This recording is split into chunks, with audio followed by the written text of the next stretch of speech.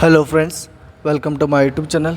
ಇವತ್ತಿನ ವಿಡಿಯೋದಲ್ಲಿ ಪೌರಾಡಳಿತ ನಿರ್ದೇಶನಾಲಯದಲ್ಲಿ ಇರುವ ಖಾಲಿ ಇರುವ ಹುದ್ದೆಗಳ ಬಗ್ಗೆ ಮಾಹಿತಿಯನ್ನು ನೋಡೋಣ.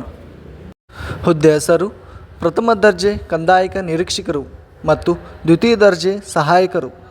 ಕರ್ತವ್ಯ ಸ್ಥಳ: ಬೆಳಗಾವಿ ಮತ್ತು ಕಲಬುರಗಿಯಲ್ಲಿ. ಖಾಲಿ ಇರುವ ಒಟ್ಟು ಹುದ್ದೆಗಳ ಸಂಖ್ಯೆ ಒಟ್ಟು 2. ಪ್ರಥಮ ದರ್ಜೆ ಕಂದಾಯ ನಿರೀಕ್ಷಕರು 1, ದ್ವಿತೀಯ ದರ್ಜೆ ಸಹಾಯಕರು 1.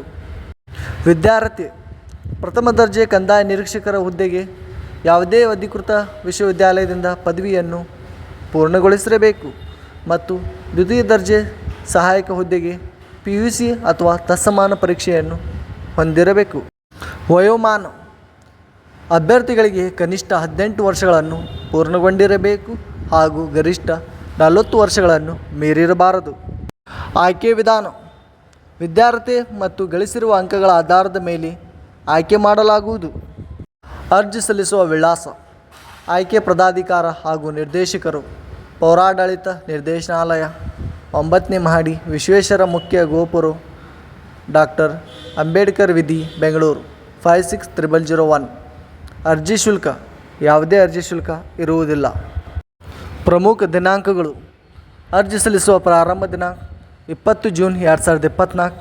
ಅರ್ಜಿ ಸಲ್ಲಿಸುವ ಕೊನೆಯ ದಿನಾಂಕ 20 ಜುಲೈ 2024.